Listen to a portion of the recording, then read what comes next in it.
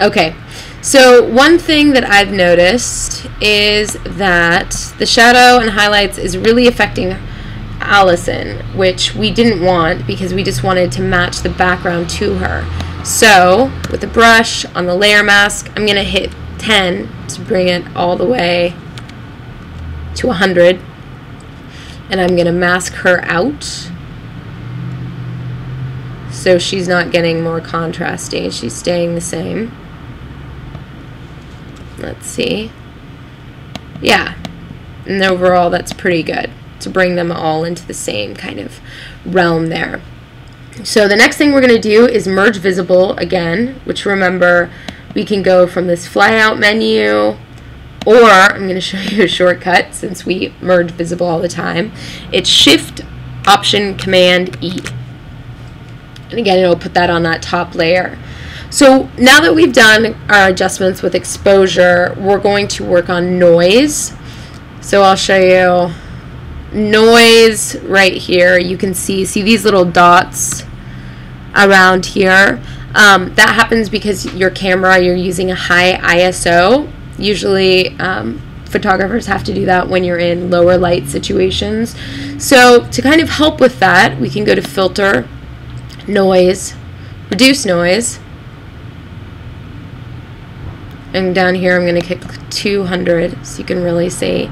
Already based on these settings, it's, if I click on and off, you can see how it's affecting it. Before, after, before, after. It's just smoothing out that information. And here it's doing a lot of it in the color because that's where noise really is affected. Now, here to counterbalance that, because the way Photoshop does noise is it smooths everything out, it's trying to preserve details. A lot of people like to have it high. If you do it too high, it brings the noise right back. And I'm going to actually have it really low because I have a better way for bringing the sharpness back, and I'll show that to you. So once we have it in here, click OK. And that'll think for a second.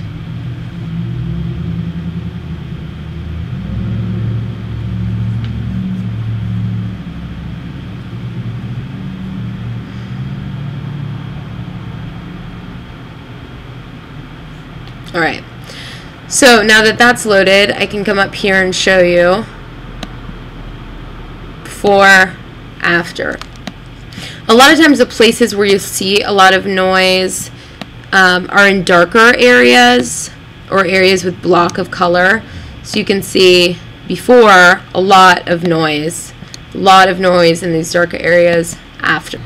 So toggling back and forth, we can see that we've done a couple things. We have reduced the noise, but we've also taken some of the color information out, and that's because a lot of the noise resides in the color.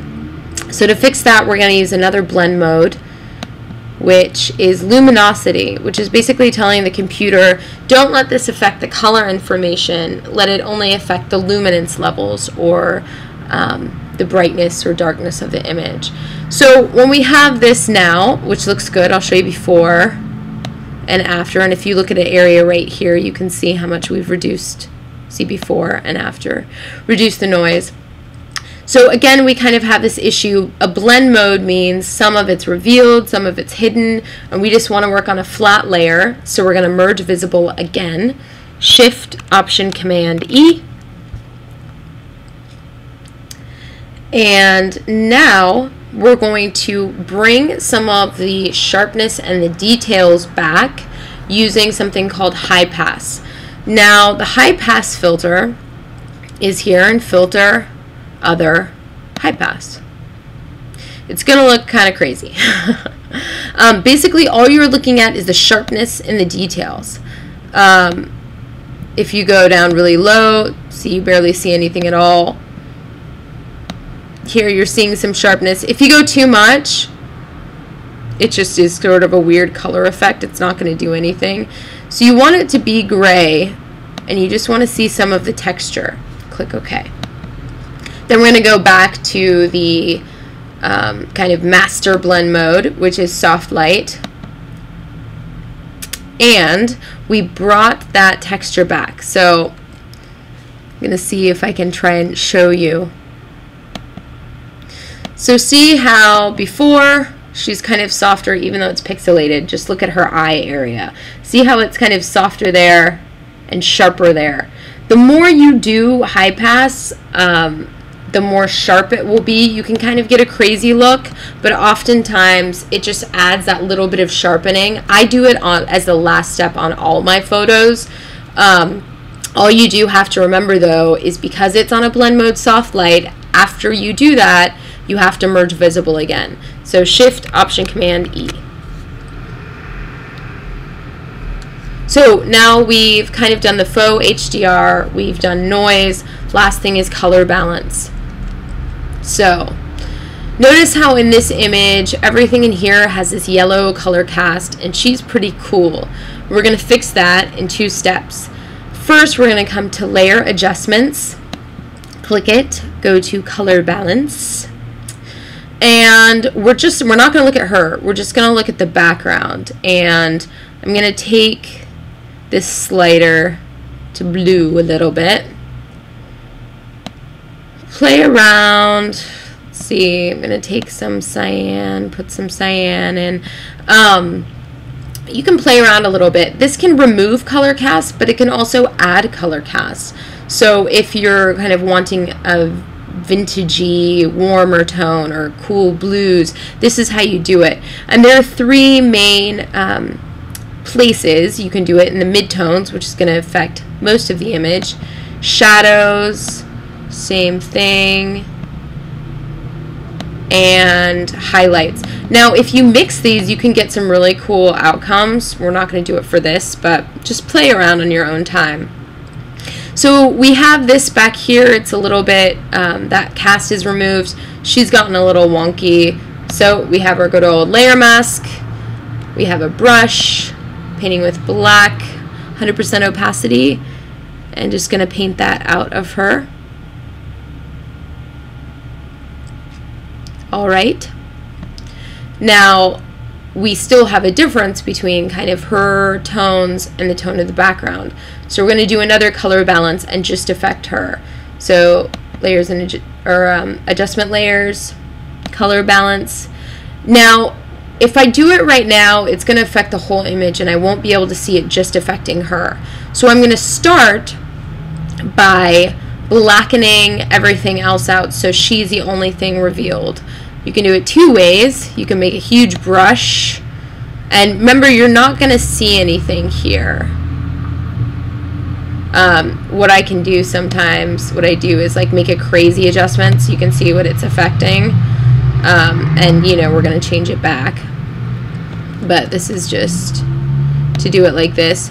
So you can do it that way, or with this layer, I'm going to do it how it was before where it was white and revealing everything. You can press Command I and it will invert that layer to make it mostly black. And then you can paint with white and just reveal her. Alright, so either way we have her and we can put it back to normal. So to make her kind of fit in this world a little bit, I think she needs some yellow. Think she needs a little bit of red, and this is again like you will just get used to kind of seeing these casts, but if you look at before and after, see how she kind of was cool magenta-y and now she kind of matches a little bit. I'm gonna reduce the opacity because it's pretty strong. Then you can see before and after. So again, you can just play around with color balance a lot. It will be like a kind of finishing touch in a lot of your images. And in this situation, we have it pretty much dialed in. Since we have these layers, again, we don't have a flat layer to work on to print, nothing. So we want to merge visible, Shift, Option, Command, E. And that is everything. So what I went ahead and did is I brought back our original layer just so you can see. This is what we had before. and after with our adjustments. And just to click in a little bit more, before and after. And notice how with our after, we really have the image the way the eye sees it, being able to see the computer monitor, being able to see the background, whereas before the camera really wasn't able to do that. And we've also sharpened up the background. We've made it look like they're coming from the same place, and everything looks pretty good. So don't worry if all of this stuff is, you know, a little difficult at first. Rewatch the video, work through it. Like everything, it takes practice, but I think these tools that you have from this tutorial will really serve you in not just these types of images, but you can play around and use them in any sorts of images to up contrast, to change the color tone, and to play with exposure. So good luck and practice.